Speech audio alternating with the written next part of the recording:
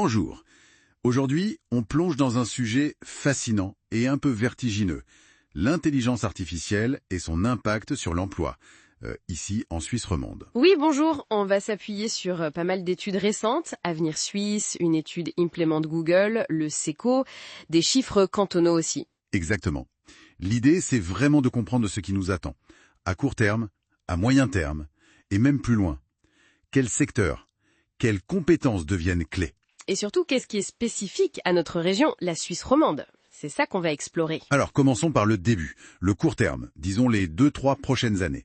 Est-ce que c'est déjà la révolution? Eh bien non, pas tout de suite en fait. Ce qui est frappant, c'est que la grosse vague des départs à la retraite des baby-boomers, on parle de 30 000 personnes nettes par an, ça crée une sorte d'appel d'air. Ah oui, la fameuse pénurie de main-d'œuvre. C'est ça.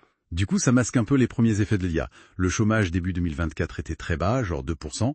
Pour l'instant, l'IA, elle augmente surtout la productivité, sans destruction nette massive d'emplois. D'accord, donc un répit temporaire si on veut. Parce que si on regarde un peu plus loin, à moyen terme, 3 à 7 ans. Là, oui, ça commence à s'accélérer sérieusement.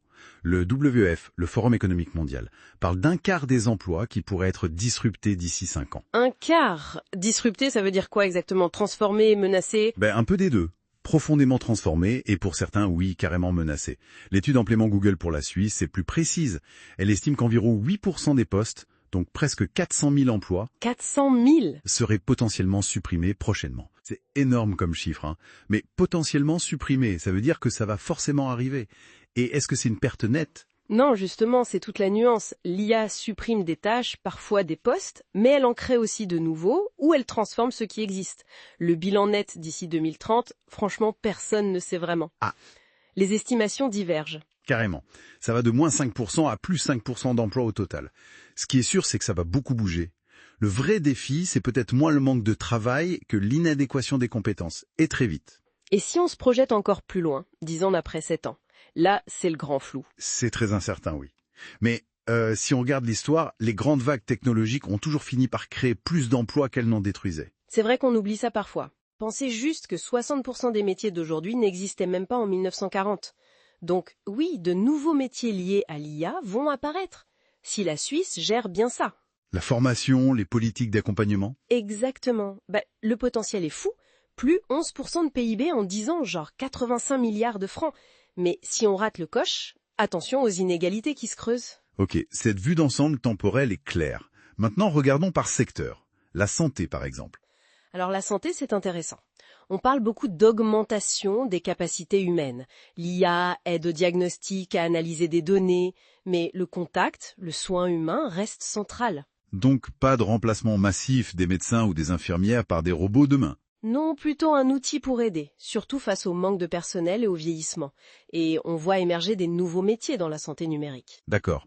À l'inverse, on entend souvent que l'administration, les tâches de bureau, c'est très exposé. Ah oui, là c'est clair. Les tâches routinières, répétitives, Avenir Suisse estime que 320 000 emplois administratifs non spécialisés sont menacés en Suisse si les gens ne montent pas en compétences. C'est énorme aussi. Mais menacer ne veut pas dire condamner, hein. Non, ça veut dire qu'il faut transformer ces postes. Moins d'exécutions bêtes et méchantes, plus de pilotage des outils IA, plus de relations clients, d'analyse. La requalification est absolument clé. Et l'industrie, déjà très automatisée, non? Oui, mais l'IA amène une automatisation plus intelligente, plus flexible. Ça met la pression sur les PME manufacturières d'ailleurs. Une étude dit qu'une sur 5 envisage des réductions de personnel liées à l'IA. Ah oui, quand même.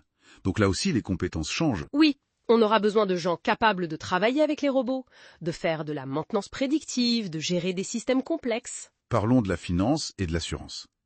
Secteur vital ici. Menace ou opportunité? Les deux, clairement. Énorme potentiel de gain de productivité, mais aussi, oui, une menace sur pas mal de postes intermédiaires. Le back-office, la compta simple, même certaines tâches juridiques répétitives. Environ 30% des tâches juridiques, c'est ça? C'est l'ordre de grandeur avancé, oui, pour les tâches routinières. On va sans doute vers une polarisation. Moins d'exécutants, plus d'experts en données, en IA, en stratégie. Et un dernier secteur. L'éducation. L'IA va remplacer les profs. Non, je ne crois pas. Plutôt un super assistant IA, pour aider à corriger, personnaliser les parcours, trouver l'info. Ça peut libérer du temps pour l'enseignant, pour qu'il se concentre sur la pédagogie, l'humain, l'esprit critique. Le gros défi, c'est de former les enseignants eux-mêmes, j'imagine. Exactement. C'est crucial de les accompagner pour qu'ils intègrent ces outils de manière pertinente. Bon, on voit bien que l'impact varie selon les secteurs. Mais alors, la Suisse romande dans tout ça, qu'est-ce qui fait notre spécificité? Déjà, on n'est pas un bloc uniforme. Pensez à Genève, tertiaire à plus de 94%, et Neuchâtel où l'industrie pèse encore un tiers de l'emploi. L'impact de l'IA sera forcément différent. Donc, une exposition variable selon les cantons. Mais on a des atouts, non? Oui, heureusement, hein. Une main-d'œuvre très qualifiée, un super écosystème d'innovation, surtout dans l'arc lémanique, et puis un partenariat social solide qui peut aider à gérer les transitions.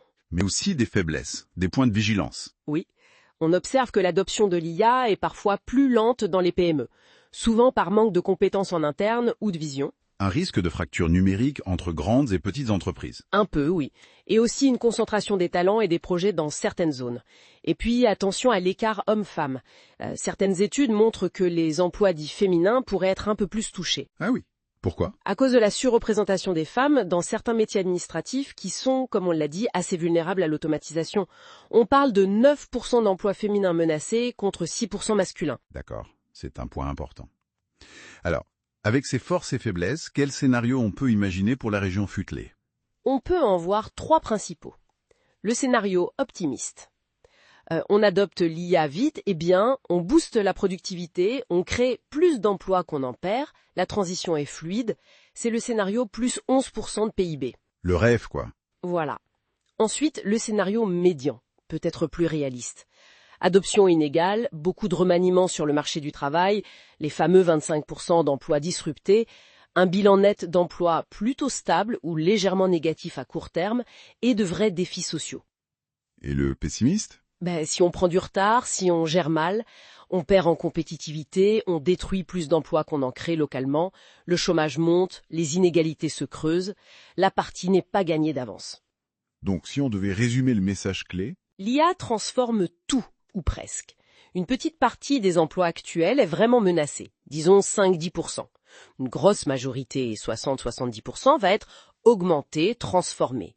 Et une part non négligeable, 20-30%, sera nouvelle ou redéfinie. Et le résultat final dépendra de notre capacité d'adaptation. C'est exactement ça. L'adaptation est le maître mot. Pour la Suisse romande, ça veut dire investir massivement dans les compétences, à tous les âges, soutenir les PME pour qu'elles ne ratent pas le train de l'IA, et piloter les transitions sociales par le dialogue, anticiper, écouter. D'accord. Et pour conclure, peut-être une réflexion qui va un peu au-delà des chiffres sur l'emploi. Avec cette IA qui va s'immiscer partout, est-ce que ça ne va pas nous forcer à revoir ce qu'on valorise vraiment dans le travail? Je pense à la créativité, l'empathie, le jugement, tout ce que l'IA fait moins bien pour l'instant. C'est une excellente question et c'est fondamental.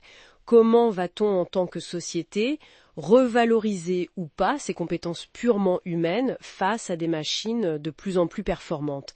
Ça va être sans doute un des grands débats des prochaines années. Une question qui ouvre beaucoup de portes. Merci beaucoup pour cet éclairage très complet. Merci à vous.